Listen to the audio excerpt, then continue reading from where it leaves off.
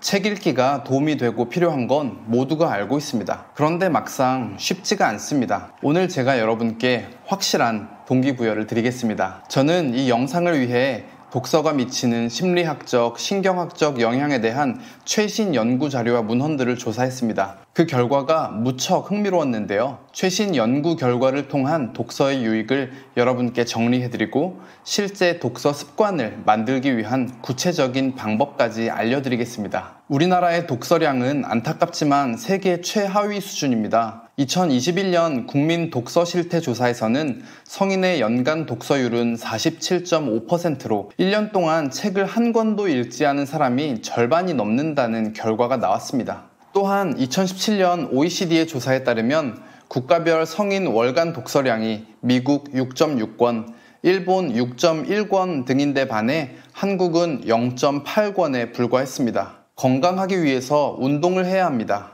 모두가 널리 알고 있는 사실이고 실제로 운동 인구는 많이 늘고 있습니다. 그런데 건강하기 위해 독서를 해야 한다면 믿으시겠습니까? 그럼 구체적으로 책을 읽을 때 어떤 일이 일어날까요? 우선 첫 번째로 독서는 실제로 두뇌의 기능을 향상시킵니다. 우리가 읽는 글자의 패턴과 모양은 뇌의 뒤쪽으로 전송되어 처리됩니다. 그리고 측두엽에서 이 정보를 단어, 문장으로 인식하고 전두엽과 측두엽의 다른 영역으로 이동해서 단어의 의미를 해석하는 과정을 거칩니다. 한마디로 읽고 이해하는 행위는 뇌의 복합적인 작용이라는 거죠. 뇌는 근육과 마찬가지로 사용할수록 건강해집니다. 그러니까 독서는 뇌 전반의 활동과 발달을 촉진한다는 말입니다. 연구에 따르면 독서를 통해 새로운 정보를 습득하고 활용하면 시냅스 가소성이 향상된다고 합니다. 시냅스 가소성이 무엇이냐?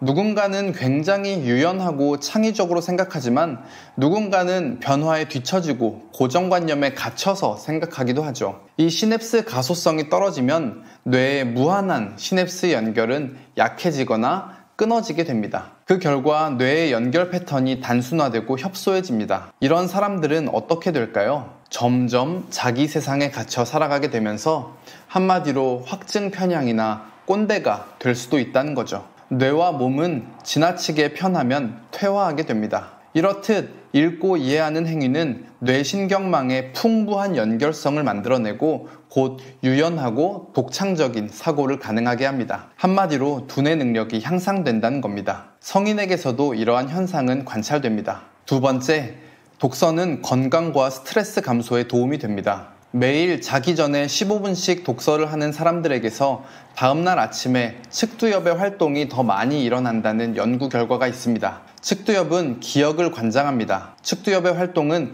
기억력 향상에 너무 좋고 치매 예방에도 크게 도움된다는 연구 결과가 셀 수도 없습니다. 또한 감정 조절과도 연결되는데 다시 말해 스트레스와 불안을 줄이는 데도 도움이 됩니다. 연구에 따르면 단 6분 동안 책을 읽는 것만으로도 스트레스를 68% 감소시키는 효과가 있다고 합니다. 이것은 산책이나 음악 감상보다 더 높은 수치입니다. 우리는 살아가면서 너무 많은 시간 동안 과거의 일을 후회하거나 미래의 일을 불안해합니다. 불안 같은 감정은 항상 같은 패턴으로 반복이 됩니다. 부정적인 생각이 들면 그 생각으로 인해 불안해지고 그 불안으로 인해 다시 부정적인 생각을 하게 되죠. 후회는 우리를 과거에 붙들어두고 불안은 우리를 미래로 나아가지 못하게 합니다. 이러한 생각의 고리를 끊어내고 의도적으로 지금 눈앞에 있는 글자에 집중해서 그 세계에 몰입하는 독서 행위는 우리를 현재에 집중하게 합니다. 명상과도 같은 효과죠. 심신의 안정에 도움이 됩니다. 세 번째, 통계적으로 성공한 사람들은 책을 많이 읽었습니다. 빌 게이츠는 독서는 여전히 내가 새로운 것을 배우고 나의 이해력을 시험하는 주된 방법이다라고 말했습니다. 그는 자신이 경험한 거의 모든 문제가 사실은 이전에 다른 사람들이 겪었다는 것을 알게 되었습니다. 빌 게이츠는 많이 읽는 것이 자신이 문제 해결 능력을 키우는 방법이라고 확신합니다. 워렌 버핏은 나는 매일 500페이지를 읽는다. 그것이 지식의 작동 방식이다. 지식은 복리 이자처럼 쌓인다 라고 말하기도 했습니다.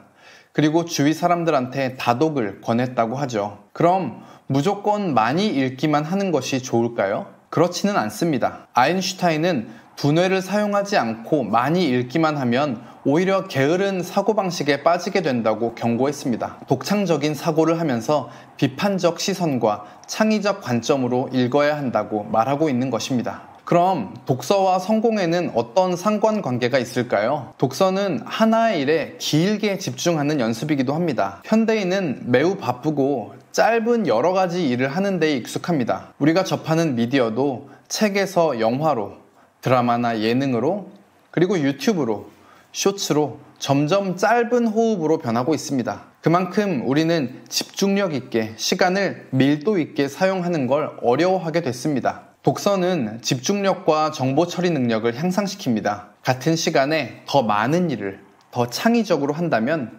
당연히 더 나은 결과를 기대할 수 있다는 거죠. 네 번째, 지식이 아닌 지혜를 얻을 수 있습니다. 지식과 정보는 책이 아닌 인터넷에서 더 빠르고 다양하게 얻을 수 있습니다. 예전에는 정보를 찾기 위해 백과사전을 찾거나 도서관에 갔지만 이제는 웬만한 정보는 몇 초면 찾을 수 있습니다. 인터넷은 보다 체계적으로 정보를 수집할 수 있는 통로가 되었습니다. 그럼 독서의 유용성은 떨어진 걸까요? 독서의 목적이 지식 습득에만 있다면 그럴 수 있겠죠. 그런데 지식과 지혜는 분명히 다릅니다. 제가 예를 들어 보겠습니다. 그림을 그리는데 비싸고 좋은 재료들을 갖추고 있다고 해봅시다. 이것은 지식입니다. 좋은 재료가 있다고 그림을 잘 그릴까요? 그렇지 않죠. 지혜는 실제로 그림을 그리는 실력입니다. 실력이 있는 사람은 연필 한 자루만으로도 놀라운 결과를 만들어냅니다. 지혜는 어떻게 생기죠? 오랫동안 축적된 경험과 훈련을 통해서 만들어집니다. 다시 말해서 지혜란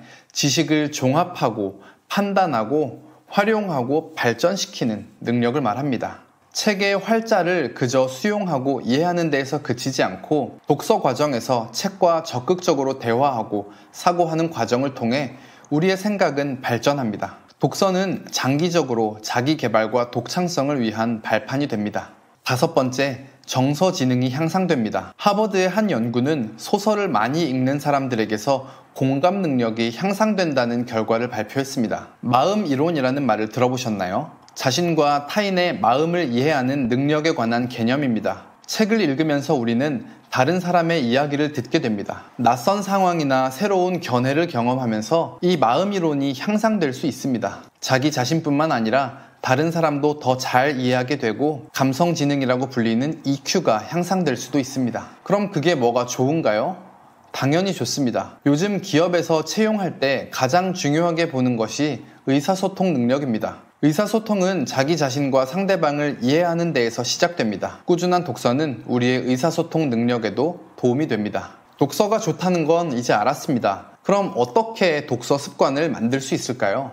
아니, 어떻게 독서를 시작하면 될까요? 제가 몇 가지 방법을 제안해 드릴 텐데요. 우선 가장 쉬운 방법은 저의 채널을 구독하는 겁니다. 저는 다양한 책을 소개해드리고 여러분과 함께 인문학적인 시선으로 세상을 바라보는 채널을 추구합니다. 구독과 좋아요, 알람 설정 해주시면 감사하겠습니다. 가장 중요한 건 독서를 조금이라도 매일매일 시작하는 겁니다. 예전에 골랐던 책이 집에 있으면 당장 들고 펼쳐보는 거죠. 아니면 서점에 가는 것도 너무 좋습니다. 서점에 가서 여러 책을 보고 골라보세요. 쉽게 잡히고 쉽게 읽히는 책, 나에게 와서 꽂히는 책을 고르시면 됩니다. 장르나 분량은 전혀 중요하지 않습니다. 서점에 가서 직접 책 한 권을 10분 정도 들춰보고 작가는 누구인지, 목차는 어떤지, 문체는 어떤지, 내용은 어떤지 직접 들여다보고 계속 읽을 수 있겠다 싶은 책을 사세요. 어려운 책, 긴 책을 고르지 마시고 만만한 책을 고르세요. 그리고 읽으면서 좋았던 내용은 따로 하이라이트를 해두는 것이 좋습니다. 책에 직접 줄을 그어도 되고 노트나 다이어리에 메모를 하셔도 됩니다. 어플을 사용하는 것도 좋은 방법입니다. 리드와이즈 같은 어플은 사용자가 읽으면서 하이라이트한 내용을 정리해줍니다. 킨들 같은 앱과도 연동이 되는데요. 그 내용을 매일 랜덤으로 이메일로 받아서 보거나 아니면 플래시카드처럼 반복해서 읽을 수 있습니다. 노션이나 에버노트 같은 어플과도 연동이 됩니다. 유료 앱이지만 무료 평가판을 사용해 보시거나 아니면 학생이신 분들은 학생 할인도 가능하니 고려해 보시는 것도 좋습니다. 중요한 건 읽으면서 의미 있게 다가왔던 내용을 반복해서 보라는 거예요. 그리고 그 내용과 계속해서 대화하세요. 저자가 이런 말을 어떤 맥락에서 썼는지, 나의 상황에는 어떻게 적용이 될지, 이것을 나는 어떻게 발전시킬지 음미하고 씨름하면서 이렇게 해석하는 과정을 거치는 겁니다. 이 과정은 책에서 받은 영감을 구체화하고 발전시키는데 아주 큰 도움이 됩니다. 다른 말로는 비판적 읽기의 과정이라고 봐도 좋습니다. 좋았던 책 구절 다들 몇 개씩 있으시잖아요. 그거 다 기억나시나요? 그런 내용들을 따로 정리해두면 계속 반복할 수 있다는 큰 장점이 있습니다. 이 구절이 100개 이상씩 쌓이고 쌓이면 그게 여러분의 삶을 이끌고 밀어주는 동력이 됩니다. 이렇게 책을 읽고 발췌하고 그 내용을 반복하면 책의 내용이 체득되고 나의 지혜가 됩니다. 독서는 운동과도 똑같습니다. 시작하기는 어렵지만 일단 시작하면 지속하는 건 비교적 쉽습니다. 그리고 정확한 방법으로 해야 효과가 좋습니다. 제 말 한번 믿어보세요. 마지막으로 책을 읽는 루틴을 만들면 좋습니다. 자기 전에 핸드폰은 조금 멀리 두고 책은 가까이 둬보세요. 너무 피곤하지 않다면 자기 전에 한두 페이지라도 책을 읽고 잠자리에 들어보세요. 다음날 측두엽이 활동이 더 많이 일어난다잖아요. 아침 식사를 하면서, 출근길에, 자기 전 시간, 이런 여러분의 일상의 루틴에 독서를 포함시켜 보는 겁니다. 독서를 너무 실용적으로만 접근하지 않으셨으면 좋겠습니다. 정보를 얻어내고 뭔가 아주 구체적이고 실제적인 스킬을 얻어내기 위해서만 책을 읽지 마세요. 책 안에 머물고 음미하고 대화하는 과정에 독서는 참 맛이 있습니다. 오늘 영상 도움되셨다면 구독과 좋아요 그리고 알람 설정 부탁드립니다. 감사합니다.